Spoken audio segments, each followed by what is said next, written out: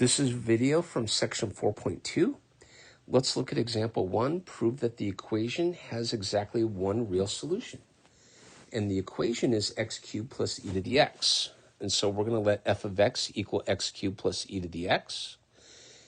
F of negative 1 is equal to negative 1 cubed plus e to the negative 1, which is less than 0.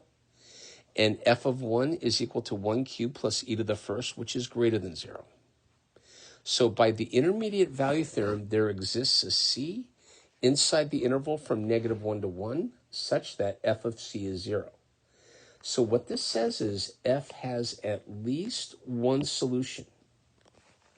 Now, we want to show f can't have two solutions, because if we show f can't have two solutions, then we have exactly one solution. So suppose f does have two solutions, say a and b. And furthermore, we're going to suppose that a is less than b. Now, f of a equals f of b equals 0.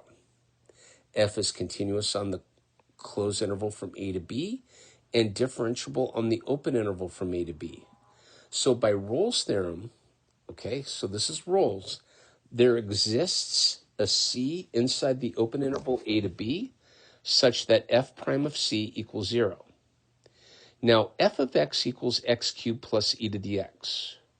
When I take the derivative, I get 3x squared plus e to the x. Okay? Replace x with c. And so that says f prime of c is 3c squared plus e to the c. But we know f prime of c is equal to 0. So what that says is 3c squared plus e to the c is 0.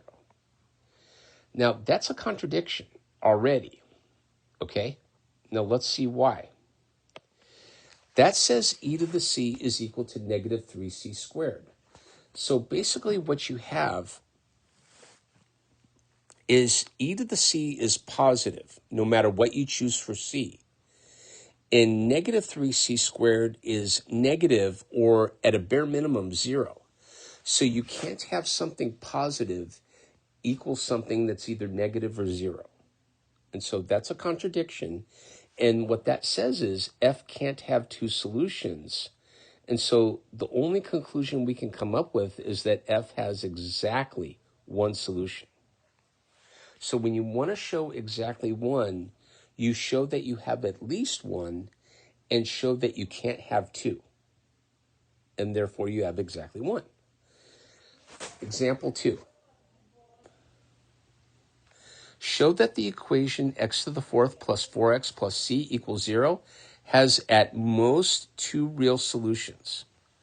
So what we're going to do is we're going to let f of x equal x to the fourth plus 4x plus c.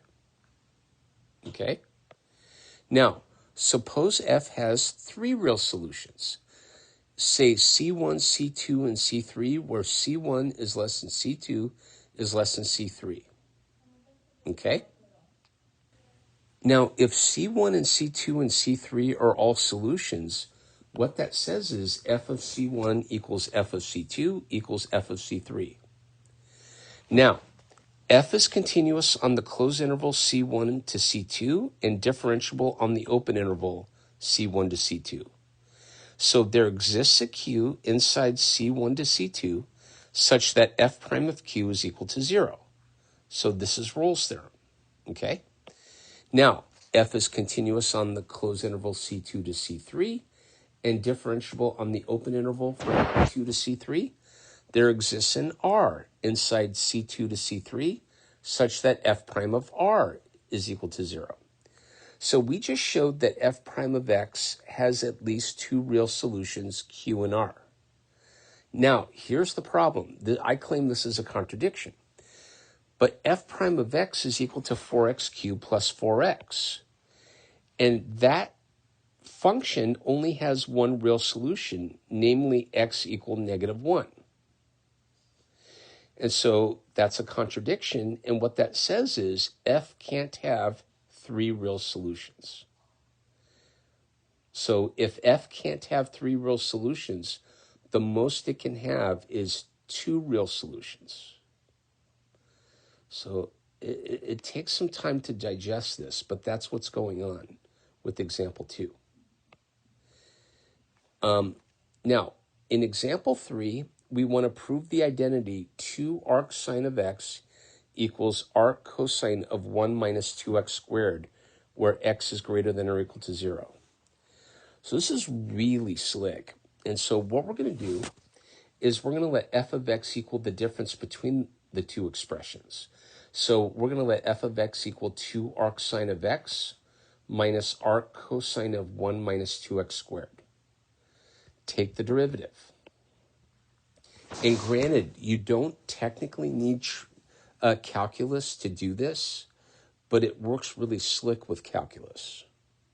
So if we take the derivative, we get 2 over square root of 1 minus x squared plus 1 times negative 4x over the square root of 1 minus, in parentheses, 1 minus 2x squared. So there's a little chain rule involved here, okay? And so if you notice, I squared out 1 minus 2x squared, and I got this mess. So I get 1 minus 4x squared plus 4x to the 4th. And I'm taking 1 minus all that junk. So when I do some more algebra, I get 2 over square root of 1 minus x squared minus 4x over the square root of 4x squared minus 4x to the 4th. Now over here, x can't be 0 because it doesn't make any sense. We're divided by 0. And so on the next line, I factored out a 4x squared from the denominator in the second term. And so I get 2 over square root of 1 minus x squared minus 4x over the square root of 4x squared times 1 minus x squared. All right? Now over here, remember that x is greater than 0. And so if we come over here, the square root of 4x squared is equal to 2x because x is positive. I don't have to worry about absolute values. And so this is what I get. The x's cancel, and 2 goes into 4 twice. And so I get 2 over square root of 1 minus x squared minus 2 over square root of 1 minus x squared, which is 0. And so f prime of x is equal to 0 on the interval from 0 to infinity. But that just says f is constant on that interval. Well, if f is constant, that's great. Because now, I'm just going to pick a value, like let x equal 1. And so f of 1 is equal to 2 arc sine of 1 minus arc cosine of negative 1, which is 2 times pi over 2 minus pi. But that's equal to 0. Because remember, for all x greater than 0, f of x is 0. So we verified it with a specific value. And so that says 2 arc sine of x minus arc cosine of 1 minus 2x squared is equal to 0. So in other words, we found what that constant was. F of x equals 0. 0 is that constant value. Okay?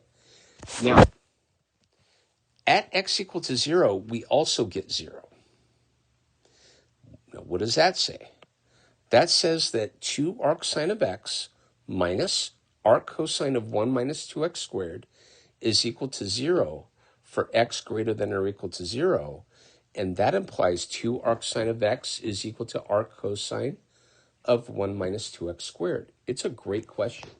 And this would be a great question for a test, by the way. You're just using the idea that f prime of x is equal to 0 for x positive. If that's true, then f is constant. And if f is constant, I just needed to pick a value like 1 to figure out what that constant was. That constant ended up being 0. So that's the idea. Okay, and so we did 3 examples from section 4.2. And so it was intermediate value theorem, Rolle's theorem. So we did a lot of that. And then we proved an identity. So, okay, thank you.